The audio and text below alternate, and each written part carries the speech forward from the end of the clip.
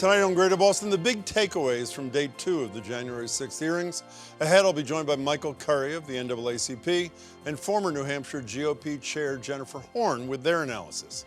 But if you missed today's 2+ hours of evidence and testimony, here's a 7-minute recap of the major moments as the committee set out to show that the people closest to Donald Trump told him over and over again that he'd lost the 2020 election, and his voter fraud claims were nothing more than conspiracy theories, but the president kept peddling them anyway. This is a fraud on the American public. This is an embarrassment to our country.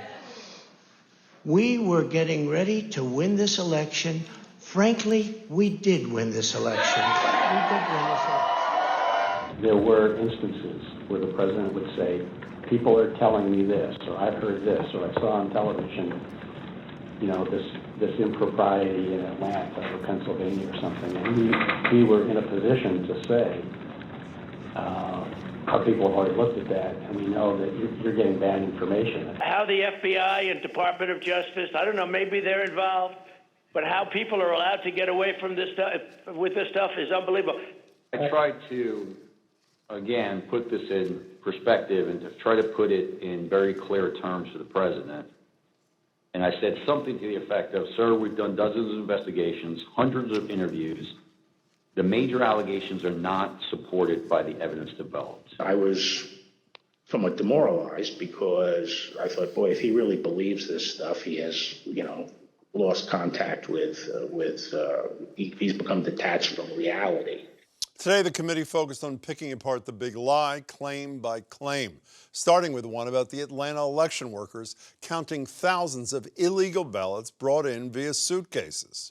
We found that the suitcase full of ballots, the alleged black suitcase that was being seen pulled from under the table, was actually an official lockbox where ballots were kept safe. Unfortunately, during the Senate hearing, Mr. Giuliani only played a clip that showed them pulling out the official ballot box from under the table and referring to that as a smoking gun of fraud in Fulton County. But in actuality, in review of the entire video, it showed that that was actually an official ballot box that was kept underneath the tables. Nothing irregular happened in the counting, and the allegations made by Mr. Giuliani were false. Then there was the whole thing about a truck driver bringing in hundreds of thousands of fraudulent mail-in ballots from New York to Pennsylvania. This claim was by a truck driver who believed, perhaps honestly, that he had transported an entire tractor-trailer truck full of ballots from New York to Pennsylvania. And I essentially said, look, we looked at that allegation. We looked at both ends, both the people who load the truck and the people who unload the truck, and that allegation was not supported by the evidence. And as for Trump's claims about Dominion voting machines changing Trump votes to Biden votes, former Attorney General Bill Barr, he took on that one. I specifically raised the Dominion voting machines, which I found to be among the most disturbing allegations, disturbing in the sense that I saw absolutely zero basis for the allegations, but they were made in such a sensational way that they obviously were influencing a lot of people, members of the public, that there was this systemic corruption in the system and that their votes didn't count and that these machines controlled by somebody else were actually determining it, which was complete nonsense. And it was being laid out there. And I told them that it was crazy stuff and they were wasting their time on that. And when it came to the stories of thousands of dead people voting in my hometown of Philadelphia, one of the city's former commissioners, the only Republican, by the way, he was clear. Not only was there not evidence of 8,000 dead voters voting in Pennsylvania, there wasn't evidence of 8. In the days, weeks, and months after the election, these officials and others, including the Republican election lawyer, the most noted, debunked every last voter fraud theory as the committee hammered home. Are you aware of any instance in which a court found the Trump campaign's fraud claims to be credible? No, there was never that instance. In all the cases that were brought, and I've looked at the more than 60 that include more than 180 counts, And no, the simple fact is that the Trump campaign did not make its case. President Trump and his allies claim that the courts refused to hear them out, and as a result, they never had their day in court. Mr. Ginsburg, what do you say about the claims that Mr. Trump wasn't given an opportunity to provide the evidence they had of voter fraud? Did they have their day in court?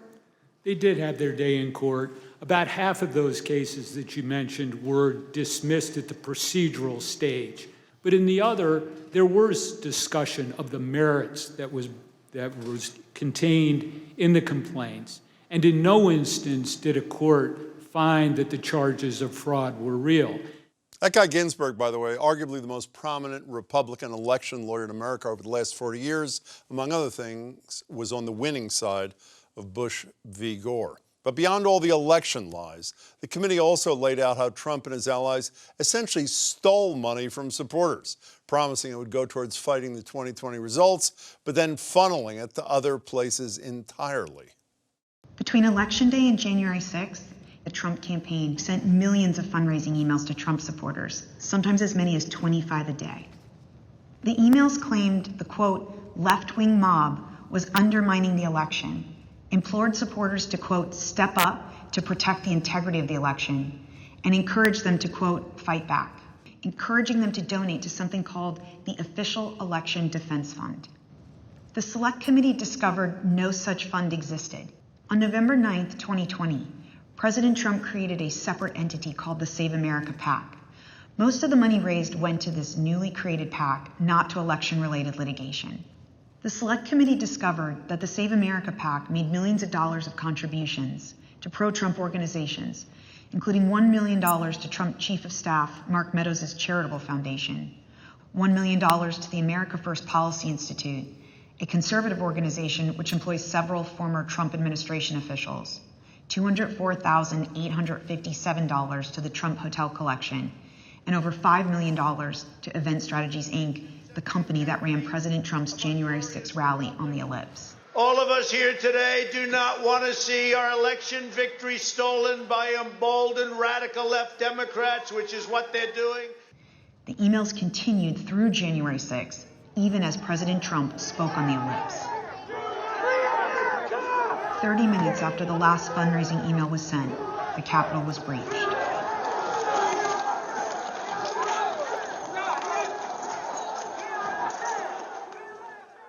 $204,000 to the Trump Hotel Collection.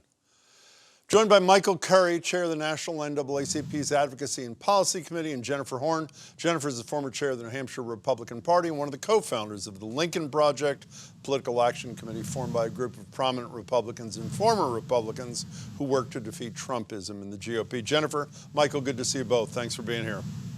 Good to be back. Michael, let me start with you. What was your takeaway, and what would you guess was the takeaway of any of the 74 million people who voted for Trump, assuming some of them actually watch this thing? Yeah, I mean, there was so much to take from it. I think, we knew that Trump lied. We knew that Trump knew he was lying. We knew that many around him were enabling that lie. And I think today just confirmed that for most Americans, even those who support Trump, even those who believe the lie, most likely know it was a lie, that he lost the election. But I thought we got to see really behind the curtain how this all played out and how Trump and his cronies really tried to perpetrate that lie on the American people. I think what was most disturbing for me is that that a lot of his allegations went unchecked by the people we think would be in place to do that. So when we think about the attorneys who work for the lawyer, the campaign team who work for the lawyer, many of them say now in retrospect in the hearing that they challenged some of the notions that President Trump was putting forward or these false allegations. But I am disturbed that it wasn't as emphatic, as strong as it should have been. But it's good to know that there were people challenging. Well, they're probably looking for jobs, too. How about Jennifer? Same two questions to you. What was your takeaway? And you represented Republicans for much of your life. What do you think they saw in today's hearing? Well, I would say there's two things. One is the breadth of the fraud And that's what this whole thing was. It was a fraud. It wasn't that someone told a lie and some other people believed the lie. This was an organized, coordinated fraud on the American people. And we see that from what we saw in the hearings today, in particular from some of the testimony of people like Jared Kushner, who was one of the president's closest advisors for the entire 4 years, who was right there. The president led the president listened to him. Bill Stepien, the president trusted Bill Stepien to lead his campaign. And yet in this moment, when these people that the president trusted the most for, in this circumstance, came to him with something that he didn't like, then he decided they were no longer trustworthy. I trust Rudy Giuliani, who was identified by someone who was there that night as being intoxicated. So this is a fraud, and that's what it always was. But as from the Republican part of that question, if all these guys who were there on election night knew that the president was wrong, they knew that the numbers were not there for him, they knew that he was coming out with a lie, then I bet Kevin McCarthy and Mitch McConnell and all the other Republicans in Congress who advanced that lie for 2 months afterward also knew it as well, and continue to advance that lie today, that they also knew the truth. Well, can we stay, Jennifer, with you for a second about where are the Republican leaders? I mean, ultimately, you have to sleep with yourself. You have to face your children. You have to whatever. The only guy, Juliette Kayyem on the radio today with me, identified the governor of Arkansas, Asa Hutchinson, as one of the few people who had the courage to say anything. Here's a brief little take from him on Fox News Sunday, obviously a couple of days ago. Here it is. And I would agree that he's politically, morally responsible for much of what has happened. But in terms of criminal liability, I think the committee has a long way to go before they could establish that. So for all other Republican leaders, Jennifer, the only thing they stand for is re-election. I'm serious. Is that the bottom line with virtually everybody? Well, Jim, that's exactly why I'm a former Republican. I didn't leave the party until after the election. I had this hope that the party was going to, somehow return to its principle once they saw that Trump had lost, that their moneymaker was gone. And that's not what happened at all. And to this day, talk to Kevin McCarthy today. Talk to any of those governors who are thinking about running for president today. That's exactly why my personal commitment, I made it very clear, I will never vote for another Republican again for as long as I live who is unwilling to denounce Donald Trump and his lies. A story that unfortunately, Michael, has gotten totally lost because of these hearings, and believe me, I think the hearings are all about the future of democracy, so they should stay center stage. At the same time that Donald Trump is trying to lead an insurrection, the wife of a Supreme Court justice is trying to lead an insurrection, or at least be a lieutenant in an army. We read over the weekend that Ginny Thomas wife of Clarence Thomas, didn't contact just 2 members of the Arizona legislature. She contacted 29 in an attempt to have them create a separate set of electors. What's your reaction when you see that is barely a blip on the damn screen, Michael Curry? Yeah, I mean, it's so much disappointment in how government's operating that we almost are numb to it, or as we would say, weathered to it. When you see how complicit many of the members of the Republican Party were with the big lie, with the insurrection, when you watch even a sitting Supreme Court justice's wife engaged in an attempt to overthrow the government, that should disturb us all. Yeah. But this is how much we're weathered to this perverse play out of democracy that now it's almost like you said, a blip on the screen. I was thinking about the reference to dead people voting. And of course they knew that was bogus, and thought about the Bruce Willis movie when the young kid says, "I see dead people," Sixth Sense. And we're at that point now that we're making things up in order to win. That's the political victory that people are seeking with an election. We should all be disturbed by that. You mentioned a minute ago the comment that Rudy Giuliani was inebriated. We have Bill Stepien referred to himself with praise. He says, I was happy to hear me and my fellow honest souls being called Team Normal. And then, and he didn't use this term, there was then team inebriated, we learned. Here's a little bit about Rudy Giuliani on election night at the White House. Here it is. Was there anyone in that conversation who, in your observation, had too much to drink?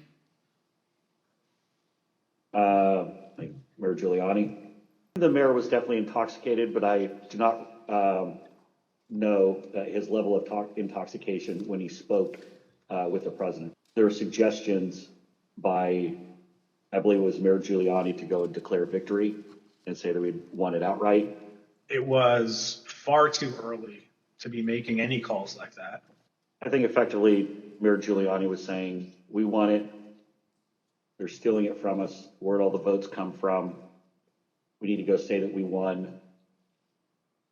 And essentially that anyone who didn't agree with that position was being weak. You know, Jennifer, it seems to me the major purpose of today's hearing, day 2 of 6 or 7, we're not sure how many they're going to be, was to prove not only that Trump lied, we all knew that, but that Trump knew that he was lying. But it seems to me that inebriated or not, Giuliani is his cover.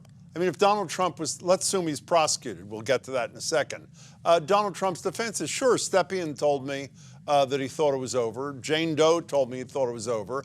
America's mayor at one point told me he thought I won in a landslide. And frankly, I followed his advice. I had to go one of 2 ways. Isn't Giuliani his cover? You know, I suppose in the mind of Donald Trump, maybe Giuliani is his cover, but who did he pay? Who did he hire and pay to give him advice on the campaign, to tell him how to win and if he won?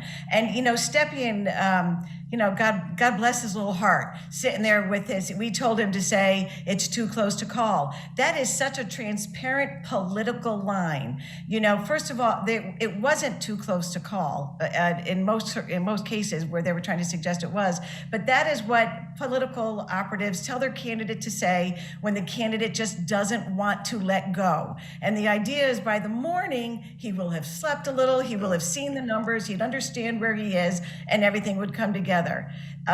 You know, there's in my, from the political perspective, I don't see any cover in a drunk Rudy Giuliani telling him that he really won this race. By the way, Trump has gotten to sleep on it, I think, like 550 times now, and still hasn't quite come to his senses. You know, Michael, you were on the radio with us today, and I broached a question I want to broach with both of you again. If this committee ultimately makes a referral to the Justice Department saying, we believe he committed a crime. He did the illegal acts, and he knew that he was lying in his attempt to encourage people to engage in these illegal acts. There are a lot of people who believe, and by the way, even if they don't make a referral, Merrick Garland is still obviously on his own. He still could prosecute Donald Trump. There are a lot of people with whom I've spoken, pretty good lawyers, who think, yeah, Donald Trump has committed serious crimes, but it's not in the interest of this country to prosecute a former president despite those crimes. Where do you fall on that? Yeah, well, as I said on the radio with you earlier, I think it's a contradiction that we talk often as a country about holding other leaders of other countries accountable for crimes.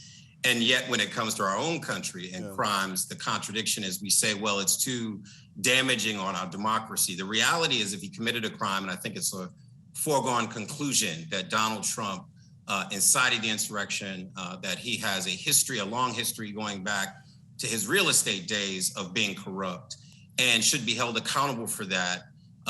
We should not even hesitate to hold him accountable, even though he's a former president. I find that contradictory. And I just want to just reference really quickly, because I think it's important. Sure. In the hearing today, they talked about his day in court.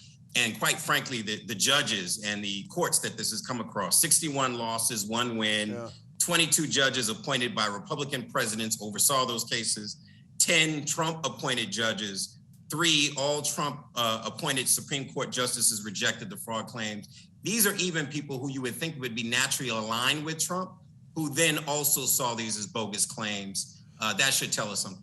How about prosecution if there were crimes established, Jennifer?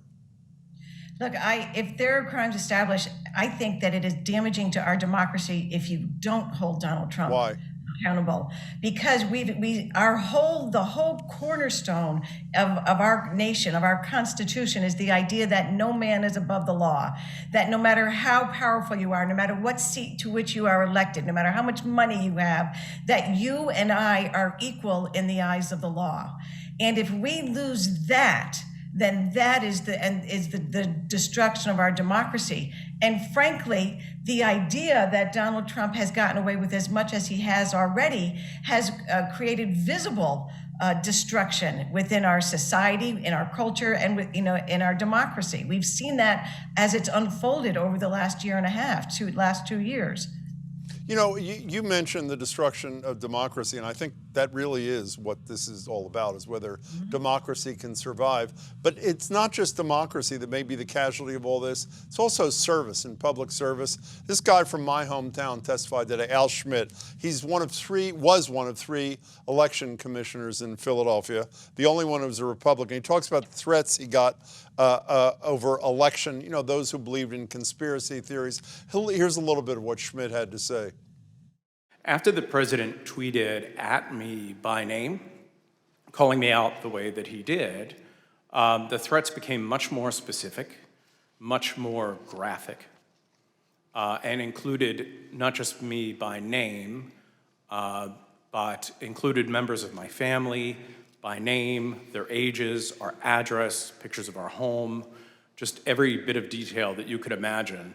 That was what changed with that tweet. So if you're an average person watching that testimony today, Michael, and you say, actually, I don't believe in corruption. I believe in honest and professional, to use Stepion's words today, government service. Why would you ever put yourself in the crosshairs, so to speak, like Schmidt's family found themselves in?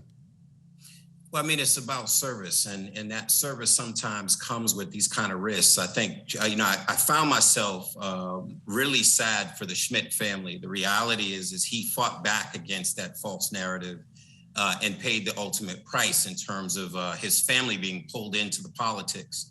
And I'm sure we didn't even get into the depth of that story about threats on his life or his family's life. But ultimately, what this comes down to is there is a price to pay for standing up to injustice, to a leader who acts like a ruler. And many of us are going to have that sort of profile and courage ourselves in the next few months and years if we're going to fight back this Donald Trump movement that's happened over the last few years. Can you say the same thing, Jennifer? If someone came to you and said, I know you've done service to your party, your state, etc., I'm thinking of running for or volunteering for X, but that Schmidt testimony makes me really nervous. What do you say to that man or woman?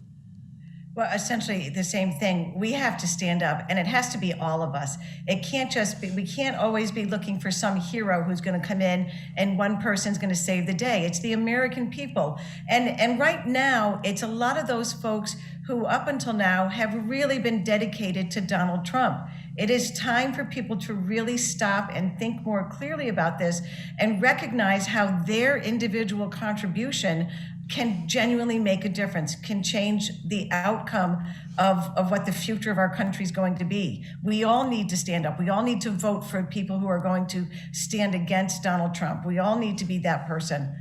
You know, and let me just quickly, actually, with some of the work that I had done during the 2020 election, I also received some credible threats. Not at all to the degree that Mr. Schmidt described, naming my family and that sort of thing, but enough where I needed to, get the appropriate authorities involved. So it's out there. This is the ugliness that Donald Trump has brought into politics. It's a level that's different from anything we've seen before. And the only way it stops is if the people stand together against it. You only have a couple of minutes left. Quick reaction from both of you to another pretty dramatic line we played earlier that we haven't spoken about tonight is Bill Barr, former Attorney General, cooked the books when he summarized the Mueller thing, but today apparently, or at least in that tape, decided to come clean, said, when I heard the president say what he said, I'm paraphrasing, I said to myself, this guy's got to be detached from reality. Quickly, Jennifer, with you, we have a 25th Amendment that is, at least this provision, has never been used. We are held hostage to any president who is detached from reality, and we have no institutional protection as people in this country from that kind of leader, whether it's Trump or anybody else, do we? Well, but that's exactly the point that we're just making. You know, Betsy DeVos just made a comment recently about the 25th Amendment coming to the conversation, and after that is when she resigned. And we know that it came up in conversation with Mike Pence. We do have the protection that our founding fathers offered us for exactly this circumstance. What we did not have was courage in the leaders who were responsible for enforcing it. Michael, you're a pretty good lawyer. How about it? I mean, the 25th Amendment, I mean, if you have an amendment, but you're not willing to use it for whatever reason, you don't really have it. So what protection do we have in these kind of circumstances? Just as was said, we have the constitutional protections in place, but we're heavily relying on people to do the right thing. And the reality is the great example when people did not do the right thing. They should have exercised that option. He was detached from reality. They all knew it. And they had a responsibility, I would argue an obligation to act, and they didn't. So I want history to reflect on all of them, even though they're now telling another side of that story. We need to hold them to account for what they didn't do. But do you think they care about history? What was the great line in the first hearing from Liz Cheney about Trump will be gone, but their dishonor, meaning GOP leaders, will live? They've decided to live with that dishonor, Jennifer. Well, you know what? I think we have to step outside of the elected leaders of the party. Again, I go back to those millions of emails that they talked about in the opening of this segment, those millions of fundraising emails that went out. They didn't go out to party leaders. They went out to folks like me and you, Jim, and those people gave. And the president stole from them. He did not spend the money they gave him for what he told them he was going to spend it on. I feel like, those are the people who need to sort of become reattached to reality and stand up. Those are the people who can make a difference and force our elected representatives to behave with the courage and integrity that we expect from them. Let me be clear, I did not give. Jennifer Horn, Michael and Carey. I did not either. I knew that, Jennifer. Jennifer and Michael, it's good to see you both. Thanks for your thoughts. Appreciate it. See you as well. The next hearing is this Wednesday at 10, and you can listen to that and the rest of them live on GBH Radio 89.7, along with Marjorie Egan and me. You can also stream the hearings live at gbhnews.org, or catch them live on the GBH World Channel, which is also offering a full re-airing at 3 a.m. the morning after each hearing. That's it for tonight. Please come back tomorrow. Economist Larry Summers will join me on the rising cost of everything, whether a recession really is around the corner, and the White House can and can't do about all that. Plus, MSNBC anchor Katie Tur on her new memoir, Rough Draft. That and more tomorrow at 7. Thank you for watching. Please stay safe.